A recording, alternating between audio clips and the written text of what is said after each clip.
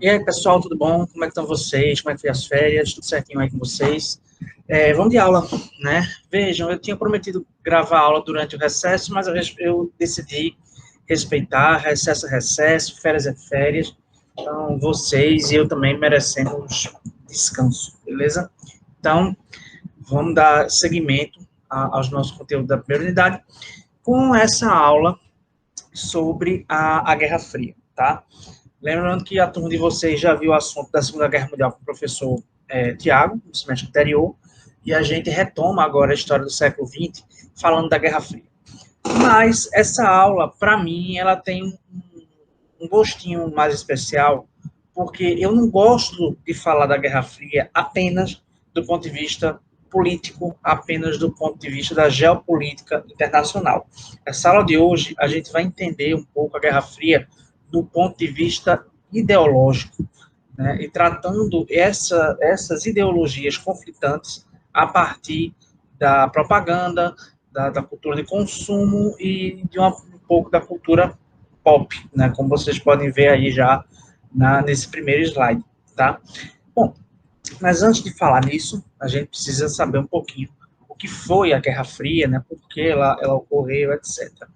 Vejam bem, desde o final da Primeira Guerra Mundial, em 1918, duas grandes superpotências começam a emergir no cenário internacional, né? Criando cada vez mais uma bipolarização no mundo. Né? De um lado, os Estados Unidos, que foram o grande credor da Primeira Guerra Mundial, ou seja, os países europeus tinham dívidas de guerra com os Estados Unidos, que investiram pesado lá, né? E depois que a guerra acabou, eles tiveram que pagar essas dívidas aos americanos. Então, eles viraram o grande credor do mundo ocidental no pós-Primeira Guerra Mundial, e isso fez com que eles enriquecessem muito, muito rápido, né? Tornaram-se o país econômica e politicamente dominante no Ocidente muito rápido, tá? E isso teve, inclusive, algumas implicações, que foi a própria crise do capitalismo de 1929, tá? E do outro lado, após a consolidação da Revolução, surge como grande potência a União Soviética, né? Que, diferente dos Estados Unidos, não caminha como um bloco de repúblicas capitalistas. São socialistas, economia planificada, planejada, né? Não valorização de uma relação exploratória entre patrão e empregado, né? E por isso mesmo a União Soviética não foi atingida pela grande crise de 1929, tá? Enfim, essas rivalidades também ficaram muito claras, não só no plano político, econômico, mas também no plano militar, né? Que a União Soviética ela foi a grande vencedora da, da Segunda Guerra Mundial, né? Digamos assim, ela foi quem primeiro impôs derrota aos nazistas, isso em território francês, né? E os Estados Unidos não podiam ficar por baixo, aí veio as bombas atômicas, né? Para mostrar poderio militar também, etc. E tal. Mas, depois do fim da guerra, a gente tem, então, duas grandes potências políticas, econômicas e militar consolidadas, tá? Mas nada de conflito, né? Só duas potências grandes coexistindo.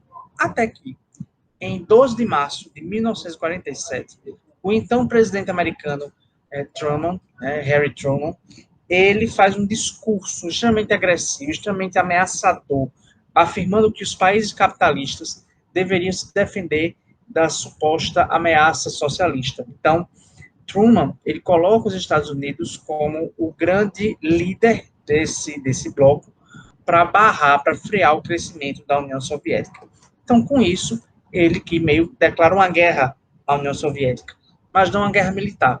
Então, esse período é conhecido como Guerra Fria, porque havia a polarização econômica, sociológica, militar, né, geopolítica entre americanos e soviéticos, mas não houve conflito direto entre eles dois. Houve uma grande tensão, obviamente, né, um medo que essas duas potências declarassem guerra mesmo entre si, né, o que seria uma terceira guerra mundial, e o poderio de armas era muito grande nessa época, não apenas arma de fogo, mas arma nuclear, bombas atômicas, inclusive, tá? Então, A Guerra Fria recebeu esse nome por conta disso, porque foi um período tenso, né, de 1947 até o fim da União Soviética, em 1991, em que Estados Unidos e União Soviética rivalizavam, né, mas não se digladiaram diretamente entre si.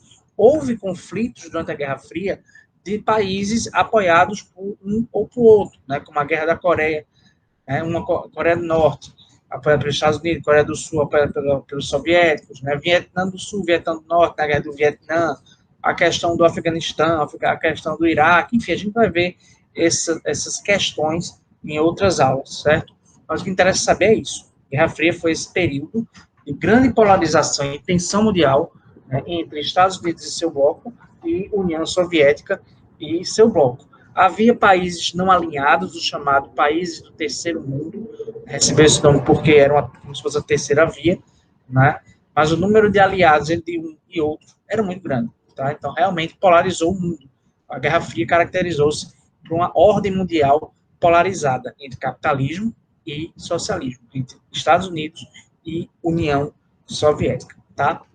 Então, como eu falei, esse contexto, nesse contexto, emergiu também uma certa batalha ideológica, né, uma certa batalha cultural, né, um para criticar o outro, para se reafirmar frente ao inimigo. Tá?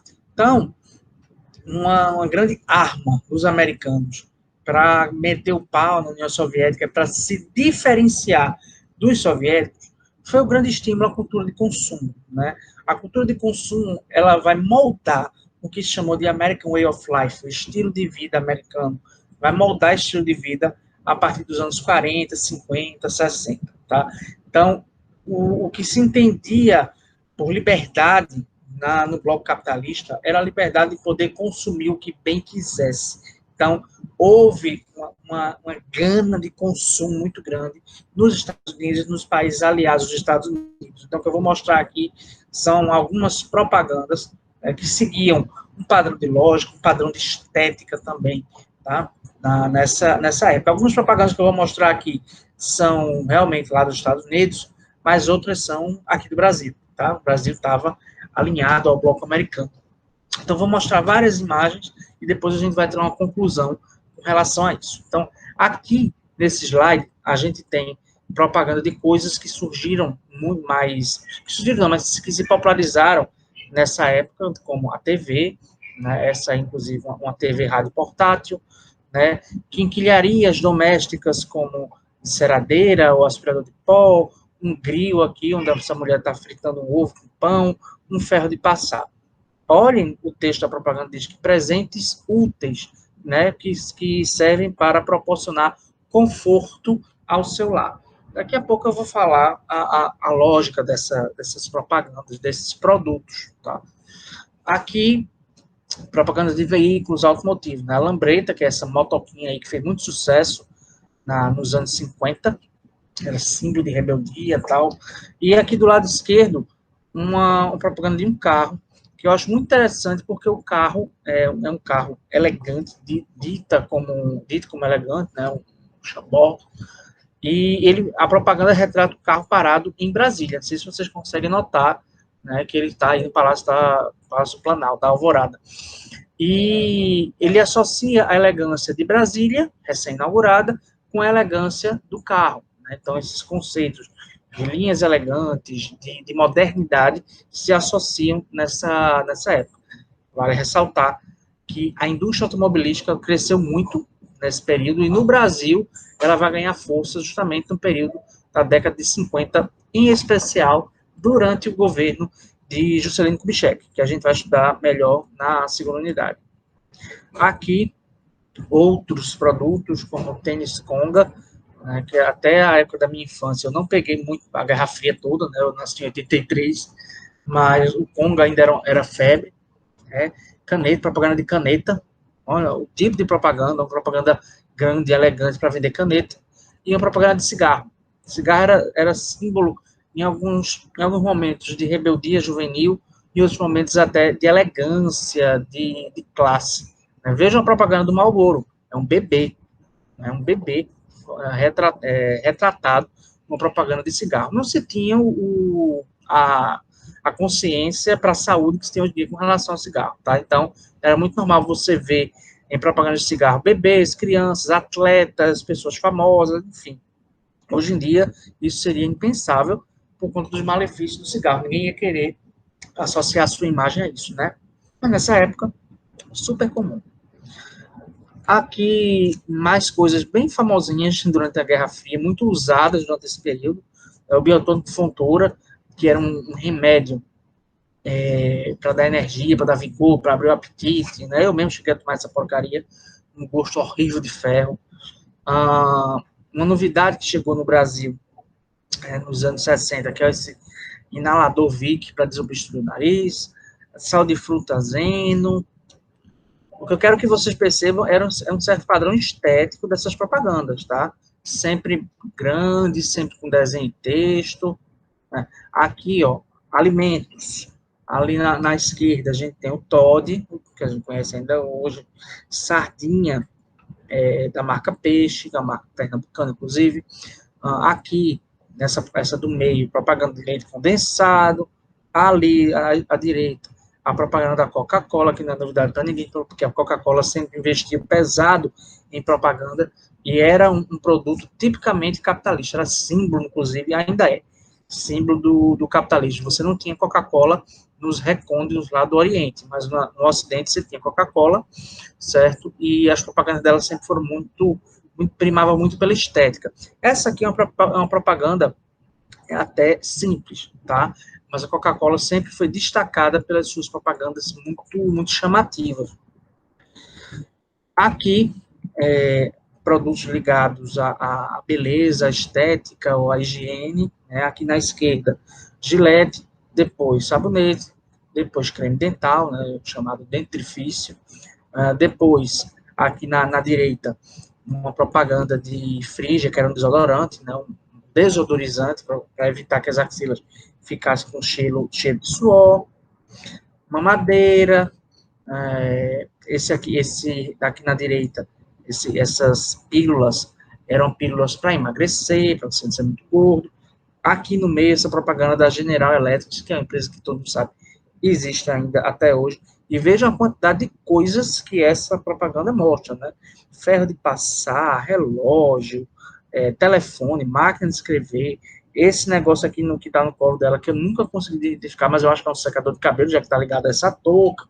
Enfim, um bocado de produtos domésticos, alguns deles ligados à beleza da mulher, tá? Bom, aí é que eu chego na conclusão sobre essa propaganda norte-americana. O que a gente viu aqui, nessas imagens, foi sempre duas questões que me chamam a atenção. A questão do conforto doméstico e a questão da estética feminina, principalmente. Né? Era vendida a ideia de que a dona de casa, americana, ou brasileira, ou ocidental, ela não precisava ser uma dona de casa feia, não precisava ser uma dona de casa desleixada, ela tinha que estar sempre bonita para o seu marido, sempre com unha feita, cabelo arrumado, maquiagem em dia, e a casa sempre impecável. E como é que isso seria possível sem fazer dela uma escrava do lar? Tome produto, né?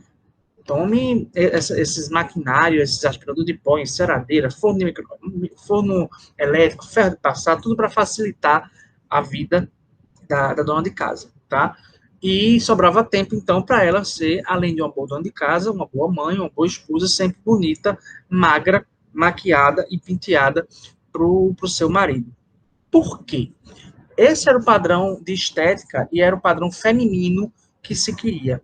A mulher, boa esposa, boa mãe e dedicada à casa, à família, ao marido em especial. Né? A bela recatada do lar. Esse era o padrão ocidental da mulher. Na União Soviética, o padrão era outro. Né? O padrão era a mulher trabalhadora, uma mulher que não ligava para essas questões fúteis de produtinho doméstico, de maquiagem, de unha sempre pintada, por mais que ela tivesse alguma vaidade, mas a estética não era o eixo da sua vida. O eixo da sua vida seria o trabalho produtivo em prol de uma coletividade.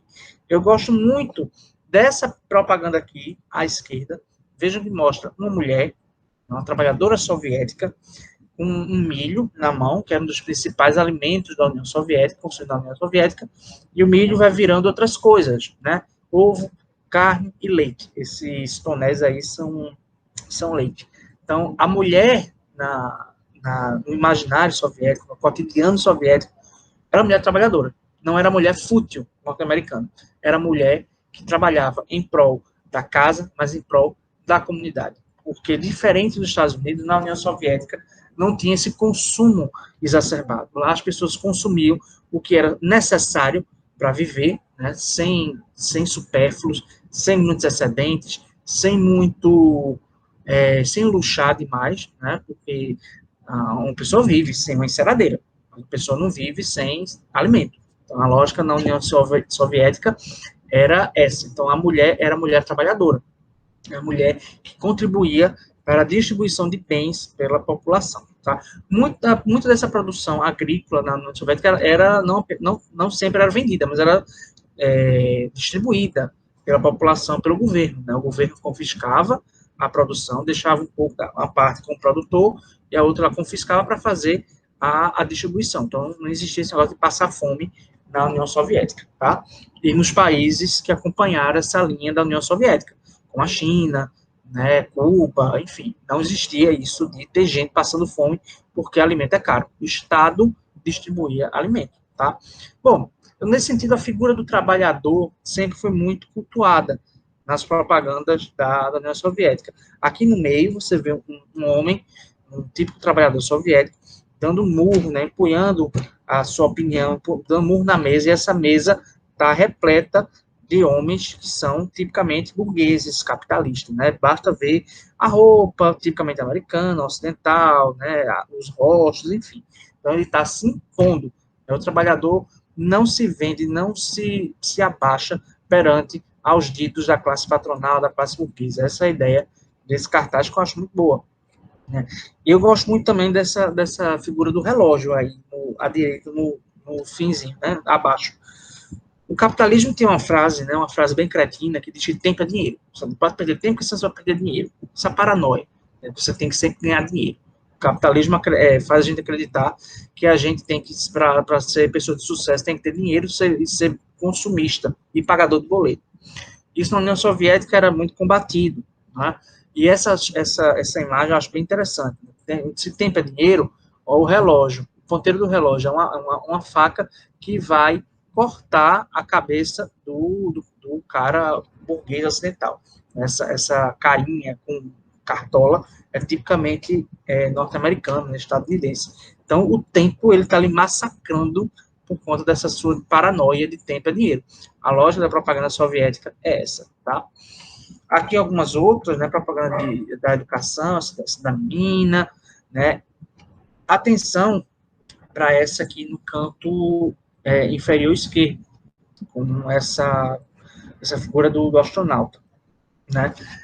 Uma das faces da Guerra Fria foi a corrida espacial, né? Estados Unidos e União Soviética disputando para ver quem manda o primeiro satélite, quem manda o primeiro foguete, quem manda a primeira viagem tripulada para o espaço, que foi a União Soviética, né? Mandou uma cachorrinha laica, né? Até que veio os Estados Unidos e puff, mandou o homem para a Lua pela primeira vez, né? Então, a corrida espacial também faz parte desse clima da Guerra Fria, e essa imagem é brilhante para retratar isso. Bom, já nesse slide aqui, a gente volta um pouco à propaganda americana, e agora realmente uma propaganda ideológica descarada contra a União Soviética, o socialismo, enfim, o comunismo. O comunismo que era chamado, era um termo erroneamente usado, tá? A gente já estudou por quê. Nessa primeira imagem à esquerda, isso é amanhã, América contra o comunismo, né? Então, é um chamamento para os americanos se unirem contra o comunismo. Stop the communism, stop communism, na segunda imagem. Eu acho bem interessante essa terceira aqui, à direita, o iceberg vermelho. Tem um navio, né, com o tio Sam, que é sempre dos Estados Unidos, navegando, prestes a colidir com o iceberg, uma referência direta ao Titanic. Esse iceberg é vermelho, está pintado com o símbolo da União Soviética, que é o machado e a foice, e algumas esculturas que são lápides, né, com países que fazem parte da União Soviética ou são apoiadores do bloco soviético, né? Polônia, Hungria, Coreia do Norte, Tchecoslováquia, Alemanha Oriental, China, etc. Aqui mais propagandas, seja patriota, né? Então aí a figura da feminina que é ligada à justiça, chamando você também a ser um patriota, a defender os Estados Unidos, olha a roupa dela, né, que é a bandeira americana, um cartaz de um filme, I'm married a communist, eu casei com um comunista, né, e o comunista aí sempre retratado ou como um homem tosco, ou como alguém infiltrado, né, um espião, um agente secreto, alguém que está nos Estados Unidos para fazer alguma coisa ruim a favor da União Soviética. E embaixo, né, olhe atrás da máscara, comunismo é morte, né? Então, por trás da máscara da face de Stalin, né, que está representada aí com um cachimbo na boca, teria a morte. Então, é uma propaganda pesada, atacando o modo de vida da União Soviética, o estilo de vida e economia da União Soviética. Do lado soviético, a gente vê menos propaganda nesse sentido, mas eles utilizavam de outras formas para divulgar o seu modo de vida como correto, né, e também para criticar o bloco norte-americano e tal. Uma arma muito utilizada, arma no sentido figurado da coisa, era o cinema. A União Soviética teve uma produção cinematográfica imensa. Né? Cineastas como Sergei Eisenstein produziram assim muitos filmes de boa qualidade técnica, inclusive, né, no sentido de dar visibilidade à cultura trabalhista da União Soviética e sempre que possível dar as alfinetadas no bloco norte-americano, tá? E aqui a gente vê algumas questões, algumas capas de gibi, todos eles americanos, né? E que tiveram um papel fundamental também na época da Guerra Fria. Né? Vejam aí no meio, por exemplo, o Capitão América. O Capitão América foi um personagem que surgiu na Primeira Guerra Mundial. Desculpa.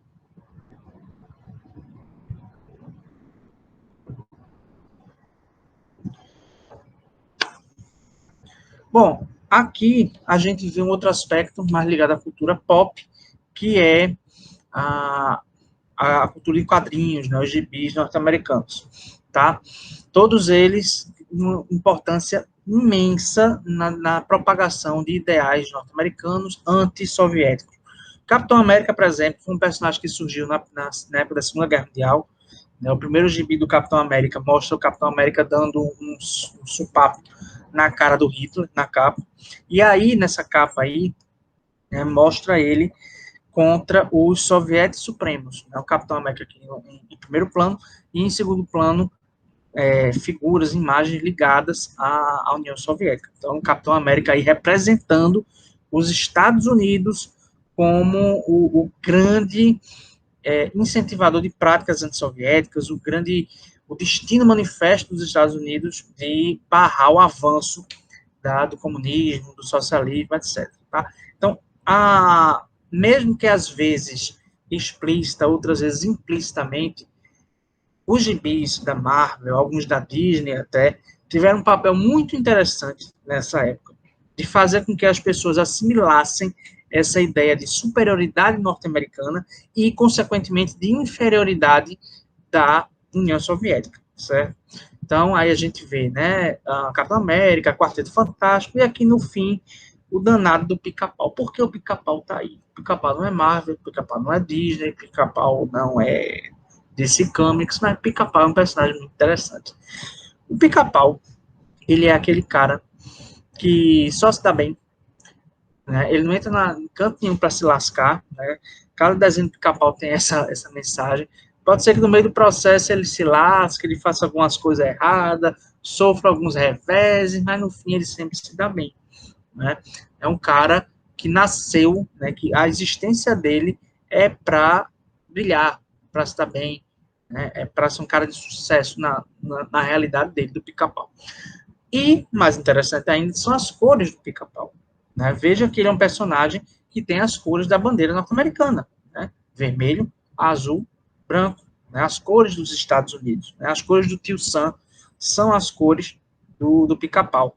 Então, o Pica-Pau também, de forma muito sutil, digamos assim, ele foi utilizado como propaganda ideológica, nem sempre antissoviética, mas geralmente pró-Estados Unidos. Se vocês assistirem os desenhos mais antigos do Pica-Pau, vocês vão ver que tem sim alguns ataques assim, à União Soviética, alguns personagens que seriam comunistas, né, retratados de forma bem estereotipada. Tá? Repito, isso não foi exclusivo do Pica-Pau, né, ou vários e vários personagens, desenhos, quadrinhos, filmes norte-americanos tiveram esse papel de divulgação ideológica, né, no momento da Guerra Fria. Tá? Então, eu gosto muito de tratar a Guerra Fria desse ponto de vista, né, para a gente perceber a história de uma forma mais viva, né, porque aqui eu trouxe gibis, eu trouxe propaganda de comida, trouxe propaganda de eletrodoméstico, de produto de beleza, propagandas de trabalhadores soviéticos, né, para a gente não pensar que a Guerra Fria foi um período em que dois blocos eram rivais, politicamente, militarmente, mas que isso não chegava nas pessoas, que isso não afetava a vida das pessoas. Afetava, né? Afetava porque elas eram bombardeadas com essas propagandas, elas eram bombardeadas com essas sutilezas ou não sutilezas, né? Dos gibis, dos quadrinhos, do cinema, da imprensa, da arte, enfim, né? E elas eram levadas a crer, né, que existia um inimigo a ser combatido, né, e que o seu país, o seu bloco, era superior aos demais. Então, no Ocidente se vendia a ideia de que o Ocidente é correto e os soviéticos estavam errados, e o contrário. Na União Soviética, a ideia de que os Estados Unidos eram errados, era o capitalismo selvagem, e o modo de vida soviético, que era mais voltado à coletividade, era correto. Então, a Guerra Fria tem essa nuance de que esses conflitos ideológicos, políticos, econômicos, militares chegavam nas pessoas, alteravam a vida das pessoas, faziam com que as pessoas elaborassem os seus próprios conceitos, as suas próprias representações daquilo que estava acontecendo no plano internacional, certo? Então, para mim, é muito mais interessante a gente perceber isso do que ficar dizendo, porque em 1953 a União Soviética fez um ofício para os Estados Unidos. Não, a Guerra Fria não foi só isso. Né? Foi um momento que durou muitas décadas e que afetava, sim, a vida das pessoas, certo? Bom, então, essa aula foi mais uma aula introdutória sobre a Guerra Fria. Nas próximas, a gente vai se deter a essas questões mais políticas, de geopolítica e até em alguns momentos militares, certo? Mas como introdução à Guerra Fria, eu preferi trazer uma aula um pouco até mais lúdica, mais leve, né, para a gente perceber como a ideologia ela se espraia no nosso cotidiano, né? A gente tem que entender a ideologia como um conjunto de ideias que uma pessoa acredita, que uma pessoa defende. Ideologia não é coisa de esquerda nem coisa de direita, é ideia, né? São valores, são crenças, é o conjunto de pensamentos organizados que a pessoa tem e defende. Isso é ideologia. Então, a ideologia norte-americana e a ideologia soviética, uma ideologia capitalista, uma ideologia socialista, ou, se preferirem, uma ideologia de direita, uma ideologia de esquerda, estavam muito presentes na vida das pessoas, né, e elas eram criadas, elas eram forjadas a partir de uma intensa propaganda ideológica, né, nas artes, na cultura, na imprensa, no cinema, na música, enfim, em todos os aspectos da vida, a gente podia notar essa questão ideológica muito forte, beleza? Bom, então é isso, né, eu vou postar essa aula agora no meio da semana, vocês vão ter até a outra semana, né, até a sexta-feira, dia 29, para postar, 28, 29, enfim, para postar no Instagram alguma questão sobre essa aula, beleza? Valeu!